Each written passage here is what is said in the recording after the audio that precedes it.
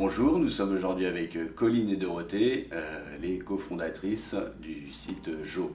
Donc bonjour Colline, bonjour Dorothée. Bonjour. Alors déjà, qu'est-ce que Jo? Jo, c'est une nouvelle marque de protection hygiénique en coton bio, donc tampons, serviettes et protège-lip, qui fait suite à un scandale qui est apparu au printemps 2017 où on s'est rendu compte que les marques leaders du marché proposent des produits qui contiennent des produits toxiques. Et donc Jo, c'est des produits sains qui contiennent aucun produit toxique, fabriqués à partir de coton bio.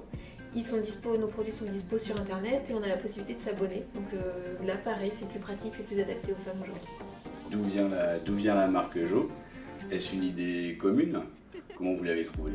En fait, ça vient vraiment des consommatrices. En fait, pour créer cette marque, on a fait des user tests. Et donc, on est allé interviewer des femmes dans le rayon hygiène d'un supermarché. Pour savoir ce qu'elles attendaient, déjà si elles étaient au courant de ce scandale, donc il y avait la moitié qui était au courant, et si il y avait une nouvelle marque, ce qu'elles attendraient de cette nouvelle marque. Et donc ce qui est ressorti de toutes les clientes, c'était on s'est fait avoir par les leaders sur le marché qui nous ont refourgué des trucs pas bons pour notre santé et c'est pas réglementé. Et c'est pas juste parce qu'on est obligé d'acheter ces produits. En fait, comme ça revient tous les mois, on est vraiment prisonnière de ces produits-là. Donc ça voulait dire c'était pas honnête et c'est pas juste, et donc on a dit on va faire une marque juste et honnête. Alors honnête parce qu'on est complètement transparente sur la composition des produits et que les produits sont impeccables, il n'y a aucun produit toxique dedans. Donc ça veut dire pas de blanchiment au chlore, pas de dioxine, pas de phtalate, pas de glyphosate, que du coton bio certifié. Et juste parce que pour chaque boîte achetée, on redistribue nous des produits à des femmes dans la précarité. Qu'est-ce qui vous a poussé à vous lancer toutes les deux dans ce projet?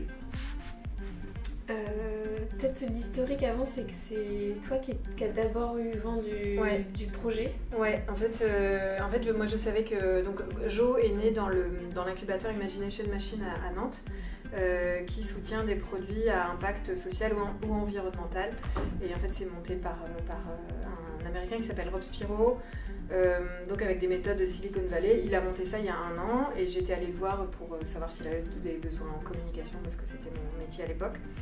Et j'étais journaliste santé en fait, et du coup c'est lui qui m'a parlé de ce projet-là.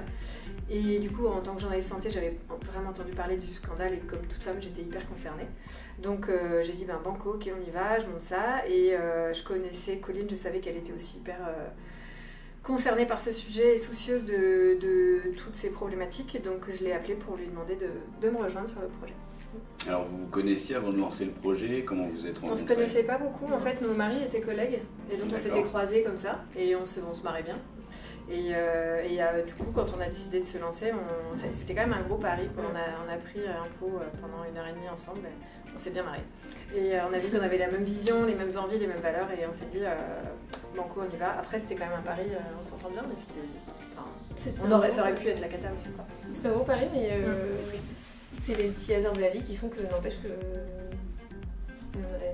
j'ai jamais travaillé comme ça avec une autre collègue, donc c'est un coup de bol quoi. Maintenant on a un empire. Comment le projet est financé aujourd'hui? Est-ce que vous pouvez nous dire quelque chose là-dessus ou est-ce que ça reste en fait donc on était les 3 premiers mois comme disait Dorothée de septembre à décembre 2017 avec Imagination Machine. Et après, en fait, à la fin de ce programme, on avait déjà la marque, on avait notre fournisseur, on avait vraiment tout. On n'attendait plus que les produits pour pouvoir se lancer. Et justement, pour financer une commande de tampons, ça reste quand même assez cher, donc on avait besoin de fonds. Tampons et serviettes. Et du coup, on a fait appel à un tour de Love Money, on a fait appel à nos proches, vraiment proches, et à famille et amis, et à un emprunt bancaire. Et là, maintenant, c'est pour ça, au bout d'1 an et quelques, on est en levée de fonds pour passer l'étape d'après. Comment on mène une campagne de pré-lancement? Le pré-lancement, en fait l'idée, Jo est lancé depuis le 9 avril 2018 et l'idée c'était de se lancer en ayant déjà une bonne base de clientes prêtes à acheter. Donc on a fait un film d'1 minute 10 qui disait, où on était tous les deux, où on expliquait très clairement, on va lancer ce produit-là, voilà le scandale, voilà qui on est et voilà ce qu'on va vous proposer et si vous êtes intéressés, inscrivez-vous. Et on a eu comme ça 8000 inscrites. On faisait aussi des petits cadeaux à celles qui nous recommandaient auprès d'autres. Et comme ça, on est parti avec 8000 inscrits sur le site. Et la vidéo qui a vraiment bien plu et qui a vraiment été beaucoup partagée sur les réseaux, donc chouette. Et vraiment le côté aussi mécanique, plus tu partages à des amis, plus tu as un cadeau. sortait un peu du lot. C'est un truc qui se fait apparemment beaucoup aux États-Unis mais qu'on ne voit pas trop et qui fait que c'est pas juste je donne mon adresse et on me donnera des news dans 3 mois. C'était si tu en parles à tes amis, tu auras une boîte gratuite et du coup je trouve que c'était plus dynamique qu'une simple campagne. Alors ça c'est intéressant ce que vous dites, pour le pré-lancement vous avez utilisé beaucoup les réseaux sociaux, pas que le site internet en fait. On n'avait qu'une landing page, on n'avait pas encore de boutique. La grosse question était de savoir est-ce qu'on fait de la pré-vente, est-ce qu'on fait juste une landing, et en fait on a fait juste la page avec notre vidéo, la petite mécanique de t'inscris ton adresse mail et t'as des cadeaux, et finalement après c'était relais que sur les réseaux. Au début on a commencé par nos réseaux perso qui s'est un peu après étalé avec des gens moins proches, mais après sinon notre page Facebook et Instagram. Alors pour rentrer un peu dans l'aspect technique, vous attaquez quand même à un marché qui est énorme, qui est hyper concurrentiel. Comment on fait pour bousculer des acteurs majeurs dans un marché aussi compétitif? En fait, ils nous ont un peu mâché le travail parce qu'ils sont complètement à côté de la plaque, les gros leaders sur le marché. Ils proposent des produits qui sont pas sains. Leur communication, les pubs avec le liquide bleu, ils mettent des millions sur des pubs télé qui sont complètement décalées. On voit des filles danser en pantalon blanc, aucune fille ne met de pantalon blanc pendant ses règles. Personne ne se reconnaît là-dedans, ça fait doucement rire toutes les femmes en fait. Je sais pas comment ils ont conçu ça d'ailleurs. Et après sur la distribution, l'abonnement, c'est pas une mode en fait, c'est juste que les règles reviennent tous les mois, donc c'est hyper simple et que nous les femmes, c'est assez courant de se dire zut mes règles arrivent, zut mon placard est vide, donc il y a un côté super pratique. Donc en fait le fait est que les leaders sur le marché, leur mode de distribution et leurs produits sont plus adaptés aujourd'hui. Pourquoi par rapport à vos concurrents avoir choisi comme seul support de diffusion Internet ?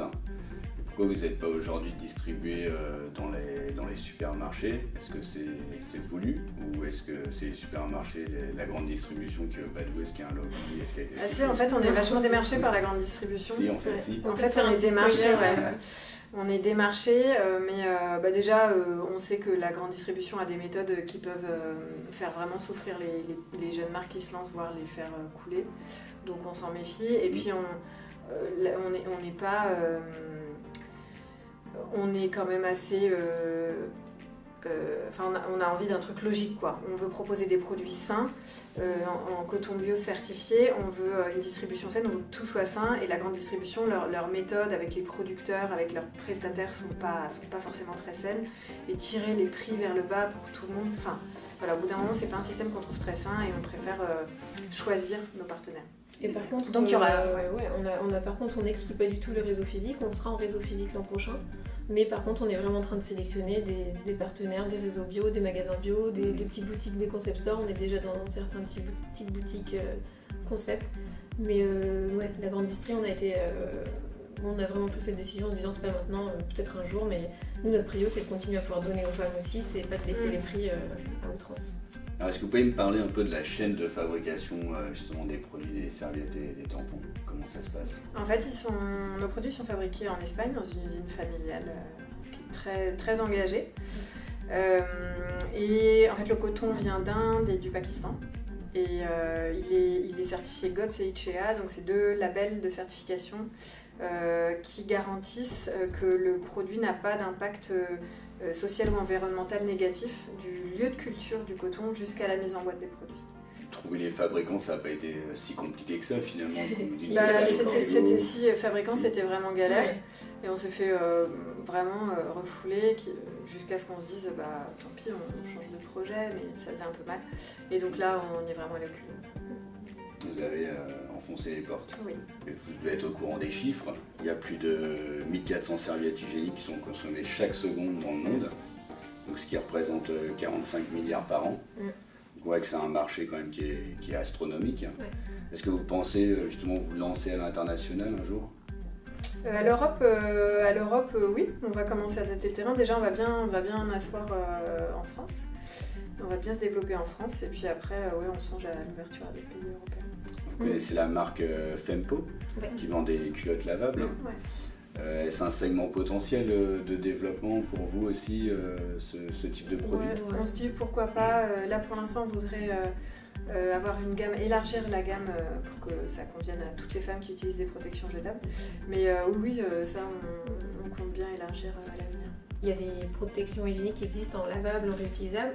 Nous, on a des produits qui sont des produits jetables parce qu'on pense qu'il y a encore des femmes qui ne sont pas prêtes à passer par exemple aux serviettes lavables, à la cup, des choses comme ça. Donc c'est une volonté pour nous de proposer des produits sains à des femmes qui ne veulent pas passer aux produits réutilisables.